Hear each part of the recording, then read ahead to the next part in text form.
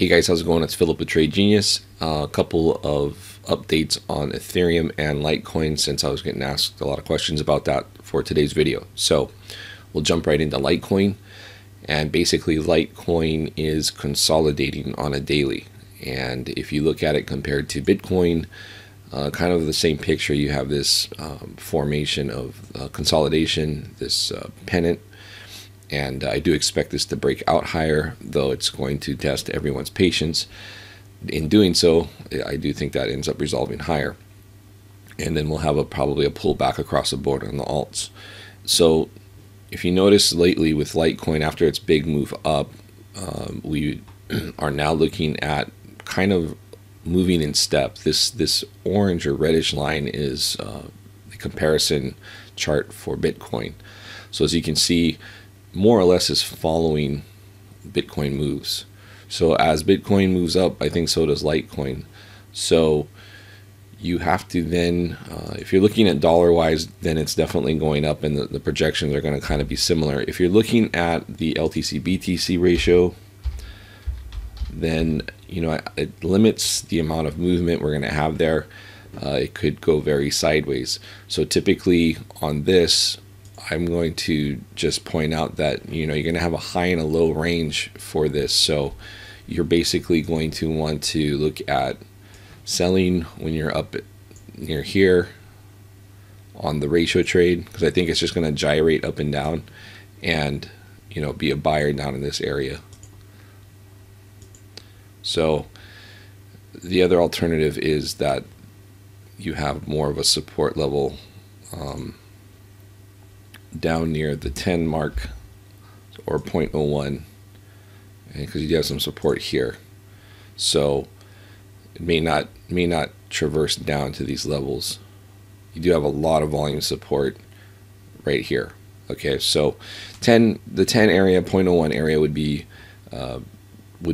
pretty favorable, I think, for ratio trade, swing trade. All right, so that's LTC. Let's take a look at Ethereum. Now Ethereum's broken out from the consolidation. So basically what we have here is new highs. We're kind of not seeing a whole lot of new highs on the RSI. Typically those are what we would call hidden divergence. And one thing you want to notice, whenever you got like a three-headed RSI monster, like sort of like what you have here, you've seen that before back here. Kind of signifies the three thrusts. So on the third one, you start to look for a consolidation or a rest. Now I don't think this is going to necessarily match this as far as magnitude down, because this is a different environment. Back here we were looking at all the forks and the consolidation in the Bitcoin.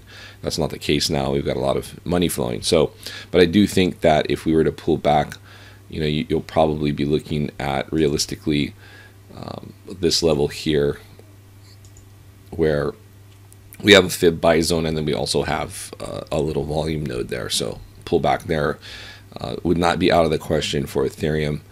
As you can see, when this pullback, which was very brief, but we did pull back 50% or so from low to high. So I think you're going to still see very volatile movements in Ethereum, as with all cryptos.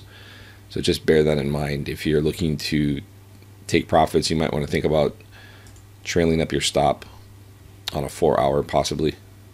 So just keep that in mind. Don't think this is going to race another 500 higher. I think you need to really be on your toes here in the next 24 to 48 hours. As far as Ethereum, I do think that if Bitcoin boogies, this is going to feel the impact of that and probably have a knee-jerk reaction back, versus Litecoin, which I would expect for it to move higher with it. Okay, so that's Ethereum.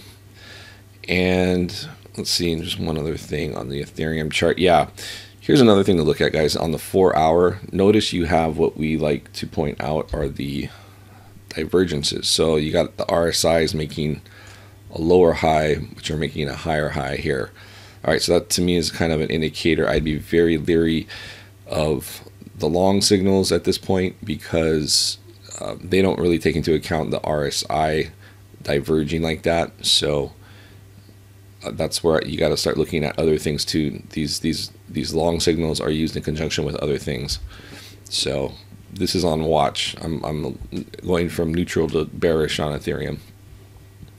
Okay, and then finally BTC, again consolidating, right? And we are starting to cycle down on the daily, on the 4-hour, looking to bounce up. Basically, what's been happening here on Bitcoin is we are just kind of fighting this trend line here.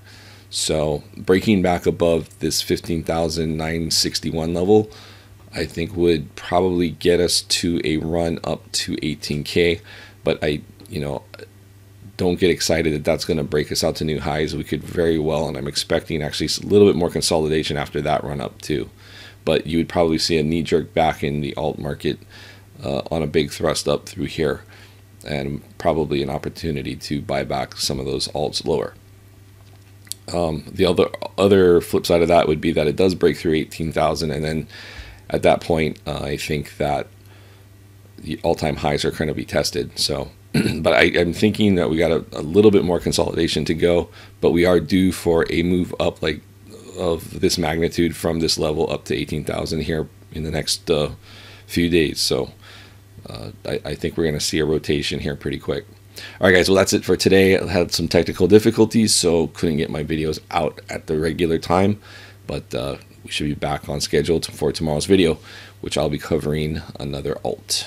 All right, guys, thanks for watching. If you like our videos, please hit the subscribe button. We also have a link down below about Bitcoin IRAs. We made an arrangement with a pretty solid company, and so if you want to look at getting some exposure to the crypto world via Bitcoin, exposed to your 401k, now you can do it. Link is below in the description.